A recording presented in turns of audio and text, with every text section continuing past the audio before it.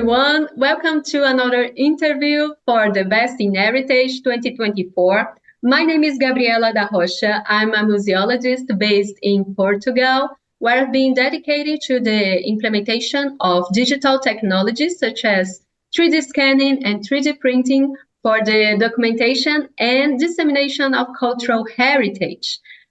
Today, I'm very happy to have the opportunity to speak with Eline Koning, Senior Content Design at Studio Lauter, based in Amsterdam. Hello, Eline. Thank you so much for taking the time to share more about the Ship of Dreams with us. And congratulations for winning so many awards with your team. And most recently, the Cole Nicole Hawkward Grand Prize of Avicon 2023. What an honor. Eline, could you briefly introduce yourself? Sure. Well, first of all, I'd like to say that we are very honored, of course, with the prize and very enthusiastic about the project as well. I'm Elina. I'm a content designer at Studio Lauter, which means that I focus on helping museums develop concepts and stories for their exhibitions. I'm very excited to learn more about Studio Lauter and the partnerships involved in this process. Could you provide us a quick overview of the Studio Lauter? Sure, yeah. Well, basically what we do is help museums tell stories that are unforgettable. And we firmly believe that in order to create stories with a lasting impact, you need to involve visitors emotionally with the story. Because while people often tend to forget facts, you remember what you felt during an experience. So we are very focused on emotionally engaging the audiences. I'm curious to know more about the history behind this project, its objectives, the implementation of the whole process, and why dreams were chosen as a focal point in the storytelling. Titanic Belfast opened in 2012, which coincided with the 100th anniversary of Titanic's sinking. And over the years, more than 7.5 million visitors have experienced the Titanic experience. And they came from over 145 countries, so it's very popular.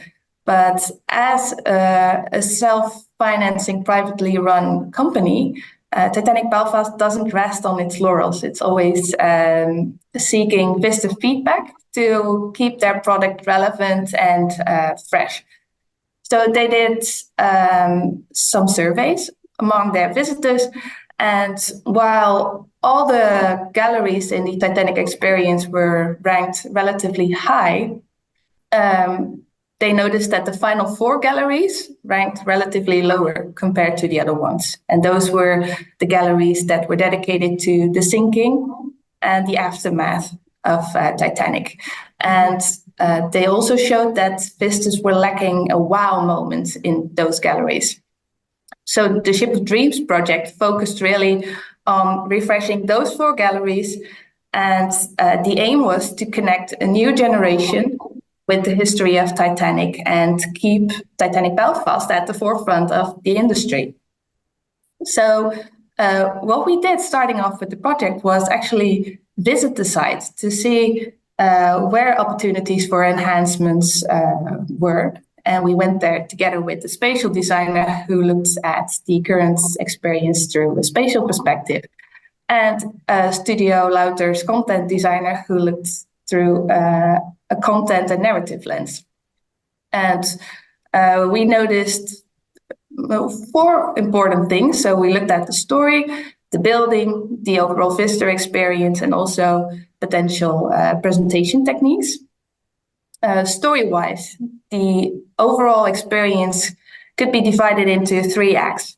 So the experience starts with the construction of the biggest ship in the world. Then there's the voyage, and the galleries that we were focusing on were dedicated to the sinking. And while those first 2 acts were very coherent in their stories, the last act told a lot of different stories, and there wasn't really an overarching concept or theme. And we felt that we needed to look for a coherent story that was emotional and personal, and also ends with a message of hope, because it's at the end of your visit, and we didn't want visitors to go home feeling very sad. We also looked at the building, and we noticed that the galleries that needed the refreshment started off with a very long and narrow corridor, but it ended with a very high and large theatrical setting, which was a high space. And we wanted to emphasize the different characteristics of these spaces. And that high and large space also lent itself to create a wow moment in the visitor experience, which was lacking. And also the timing was great, because by the time that visitors reach that space, they are tired, and we needed to pep them up for one last spectacular moment without giving them too much information at the end of their visit. So looking at that, and also being informed by visitor feedback, we knew that the presentation technique should be more sensory and immersive, which was also a challenge, because immersive experiences, as you may know, are very popular at the moment, and you see them almost everywhere. So the challenge for us was to make an experience that stood out and also went further than just a wow effect.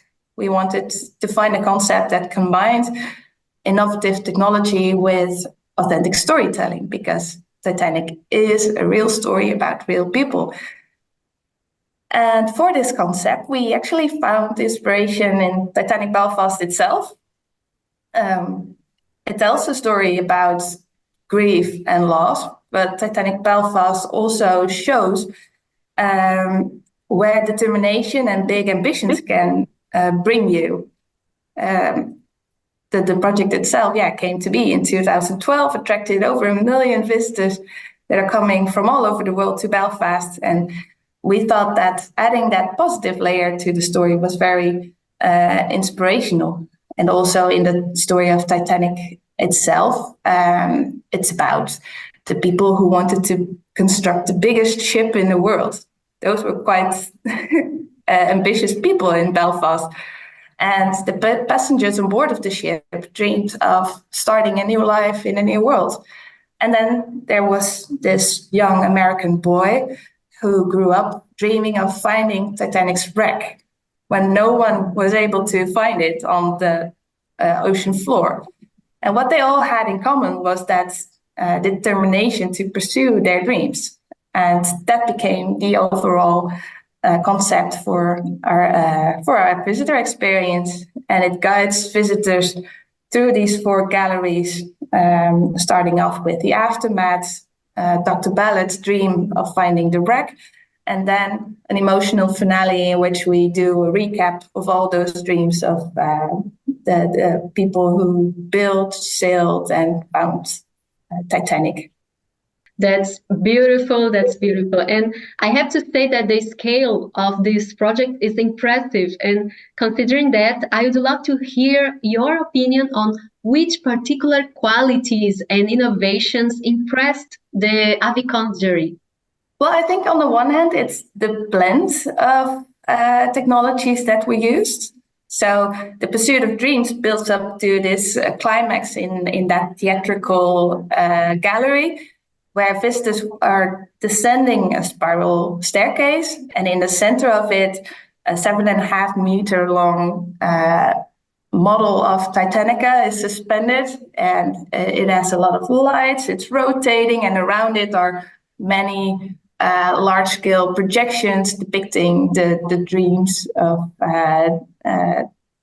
the passengers, the builders, and Ballard. And while you're descending it, you hear this very emotional soundscape. So it really sweeps visitors up in the hopes and dreams of those involved. So I think that's one important element, so the scale and the blend. But mostly, I think is that we put a heartbeat into the experience. So we made it very personal and emotional. while staying true to the authenticity of Titanic's story by using our emotion design method. Yes, and that's amazing. And as you said before, Studio Lauter placed a strong emphasis on delving into the historical narratives and evoking emotions, right? And talking about methods, what method did you use in this process, and how digital technologies played a special role in captivating the visitors by their emotions? Well, I think the idea behind emotion design is that we believe that the experience that really move you are the ones that stay with you. And emotion design helps us to avoid two very important pitfalls that stand in the way of achieving that. The first being focusing too much on factual content, and second, focusing too much on form. And we feel that it's vital to bring those two together. So to tell a meaningful story and employ interpretive means in a meaningful way. And the emotion design method is a tool that helps us follow the steps to bring us there. And the first step is defining the facts that you want to tell, because they are the basis of your story. And in this case, that was the aftermath and the discovery of the wreck and the legacy of Titanic. But these facts alone aren't enough. They require an urgency and a significance. And therefore, we always articulate that, because if we aren't able to, then visitors also won't know why that story is relevant to them. And in the case of The Ship of Dreams, we wanted to resonate with people's capacity to dream big. And when we determine that, then we define the emotions that are needed to make people receptive to that story. And therefore, we wanted to evoke the emotions of hope and perseverance. And only after defining the facts, the meaning, and the emotions, then we start thinking about the interpretive means that are best suited to convey that story.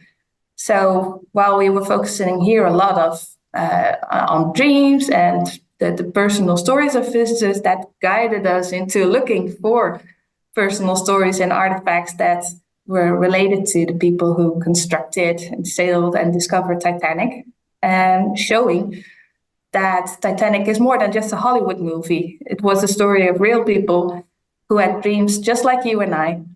Yes. And those historical artifacts and real quotes, photographs, and anecdotes really help you to let that sink in.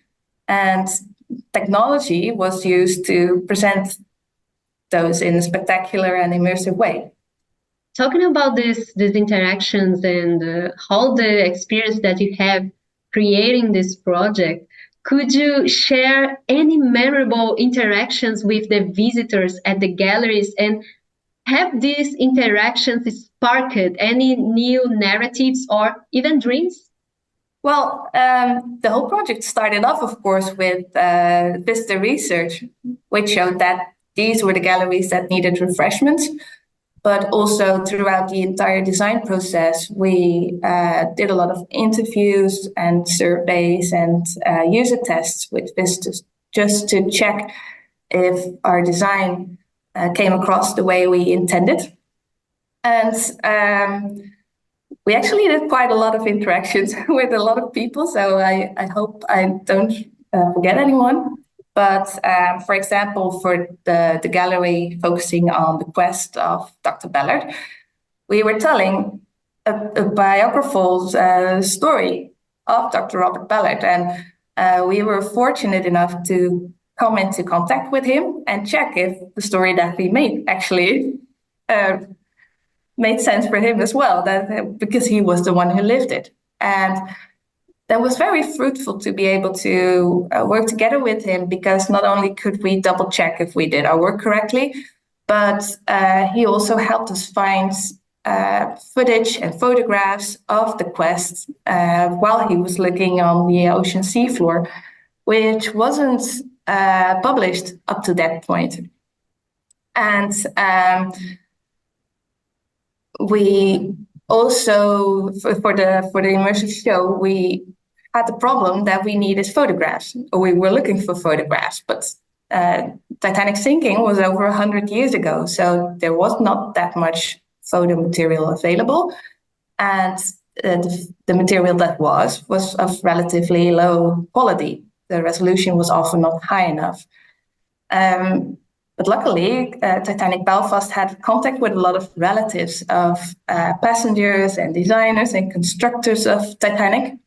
And they had photo material and stories and artifacts that we didn't even know existed. So those were all scanned in high resolution and incorporated into the show. And some of the stories were also integrated in some in-depth screens just because we thought that they needed to be told, because those were amazing stories, which of course made those relatives very proud that the stories of their ancestors was integrated in the experience.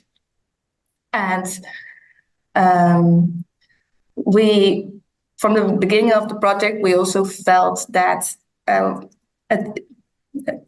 including artifacts in the experience would make those stories more tangible and real to people. But Titanic Belfast didn't want to show or display any objects that were once on the seabed floor, because that would desanctify the grave.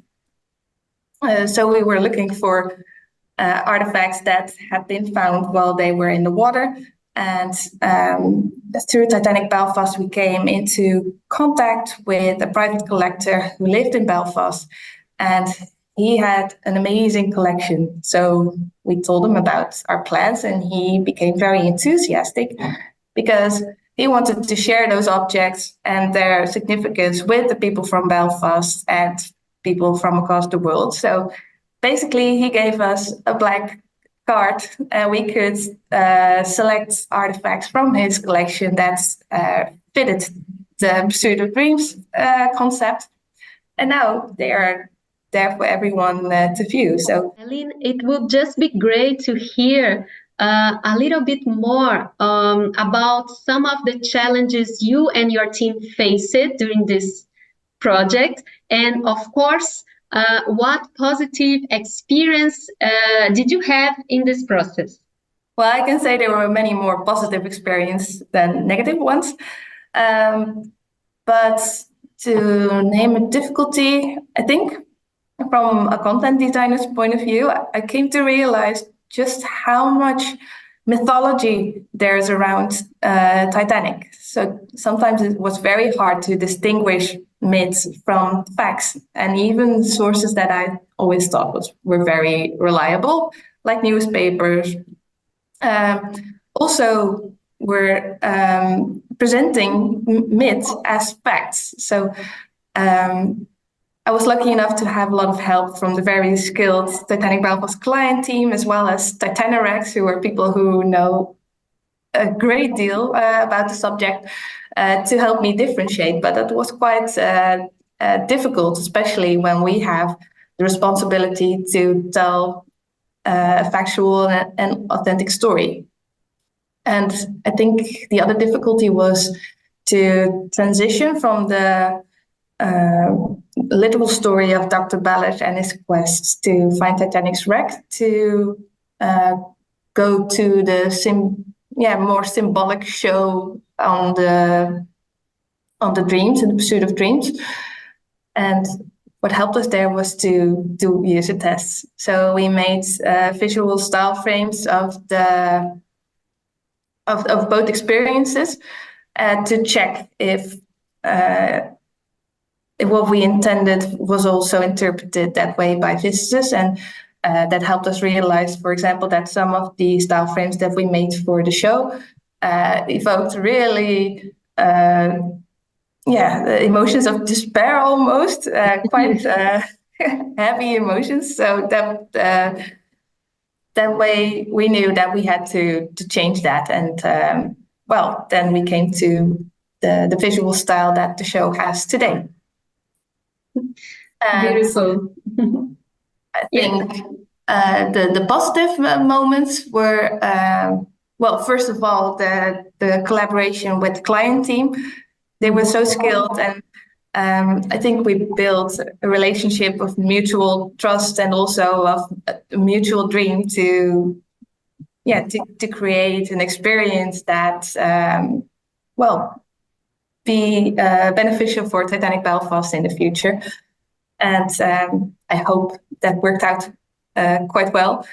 And also working alongside these very skilled professionals from all disciplines, from music composer to animators to model makers. It was also very educational for me to look at the same experience from these different perspectives. And well, lastly, of course, the reactions from the visitors was quite a highlight for me. The visitor experience attracted more visitors than was foreseen and hoped before. And I will grab some responses, which were, well, really what we were aiming for. So that was very nice to see. One of the visitors mentioned that the new exhibit is absolutely breathtaking. The music is the most moving piece, and I cried many times. And another visitor said, the experience I had today is one I will remember for the rest of my life. So that was for us a confirmation that the emotion design worked. I would like to ask one final question, that it's your opinion about the future and also about the new technologies, and what technological trends do you, Aline, think will influence museum experience over the next decade? Yeah, it's probably already a cliche, and everyone is talking about artificial intelligence, of course. But I do think that it's the future because it enables museums and also visitors to cater or to create a personalized experience. So using your smartphone or tracking your movement or indicating your interests, you can really tailor the same experience to very different audience groups, to children, to groups, to families, or adults. And I think that's one of the big promises of AI, that it can really help us to make a visitor experience relatable to many diverse groups. Thank you so much, Aline, for this lovely conversation. And it makes me want to plan my next trip to Belfast for sure to experience this project. And congratulations again for you and your team at Studio Lauter. And thank you so much and have a great day. Thank you so much for having us, and have a great day as well.